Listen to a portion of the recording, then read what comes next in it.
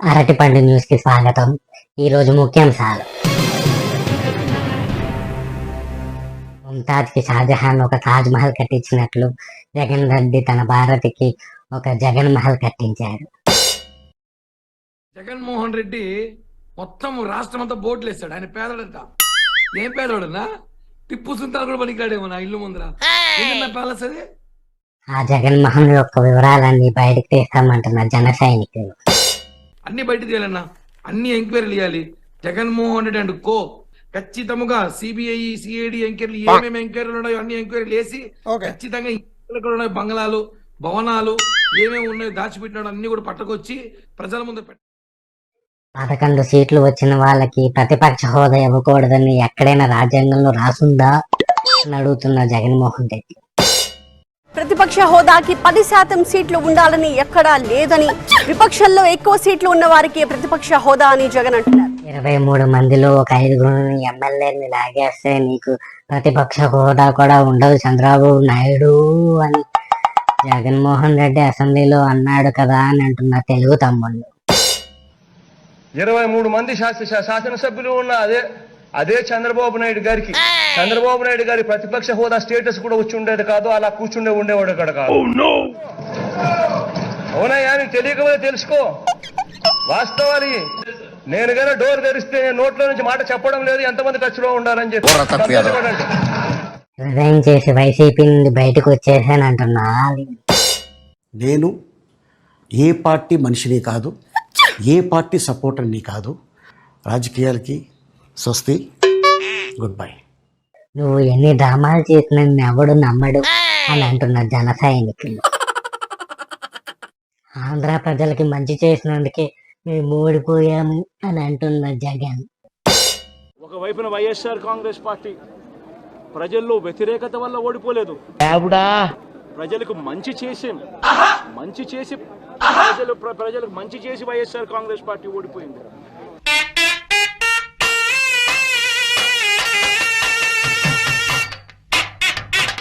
వైసీపీకి వచ్చిన సీట్లు చూశాక విరక్తితో హిమాలయాలకు వెళ్ళిపోవాలంది అని అంటున్న జగన్. ఓటమి తర్వాత జగన్ కీలక వ్యాఖ్యలు చేశారు. హిమాలయాలకు వెళ్దామని, అవును హిమాలయాలకు వెళ్ళిపోదామని అనిపించింది అంటూ కూడా జగన్ చేసిన వ్యాఖ్యలు ఇన్ఫాక్ట్ పెద్ద దుమారానే రేపాయనే చెప్పుకోవాలి.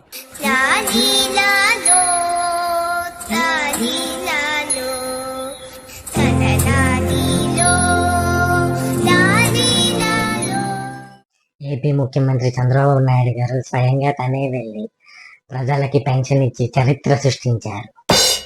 గుంటూరు జిల్లా పెనుమాక నుంచి మనం ప్రత్యక్ష ప్రసారంలో చూస్తున్నాం. ఏపీ సీఎం చంద్రబాబు నాయుడు 6 గంటల కన్నా ముందుగానే అక్కడికి వచ్చారు. ఎన్టీఆర్ భరోసా పెన్షన్ల పంపిణీ కార్యక్రమాన్ని స్టార్ట్ చేయబోతున్నారు కూడా.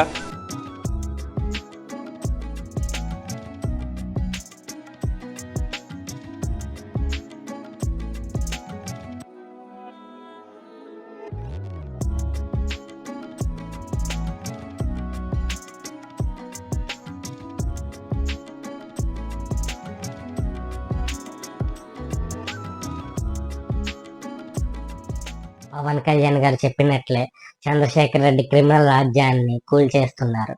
అలాగే 9 నెలలుగా అవ్వని పని కేవలం 9 రోజుల్లో పవన్ కళ్యాణ్ గారు చేసి చూపించారు. That is Pawan Kalyan.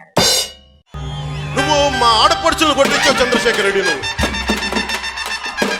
గుర్తుపెట్టుకో, ఈ రోజు నుంచి నీ పతనం మొదలైంది. నీ క్రిమినల్ సామ్రాజ్యం కూల తొయ్యకపోతే నా పేరు పవన్ కళ్యాణ్. మా పార్టీ జనసేన.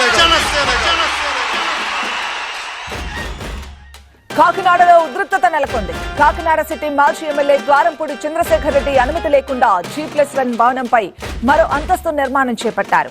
అనుమతి లేకుండా నిర్మించారు అంటూ అక్రమ కట్టడాలను కూల్చేశారు టౌన్ ప్లానింగ్ అధికారులు. భారీ బందోబస్తు మధ్య అక్రమ కట్టడాల కూల్చివేతను అడ్డుకునే ప్రయత్నం చేశారు ద్వారంపూడి అనుచరులు. ఇటుకలతో మున్సిపల్ సిబ్బందిపై దాడి చేశారు. అక్రమ కట్టడాలను తొలగించాలని నగరపాలక సంస్థ నోటీస్ జారీ చేసినా స్పందించకపోవడంతో కూల్చివేతకు సిద్ధమయ్యారు అధికారులు. 9 నెలలు దొరకని బిడ్డ 9 రోజుల్లో దొరికింది.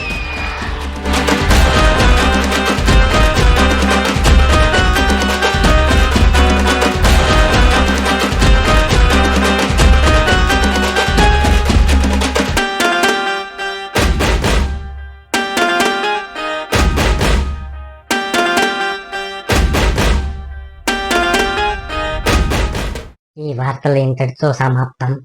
నమస్కారం.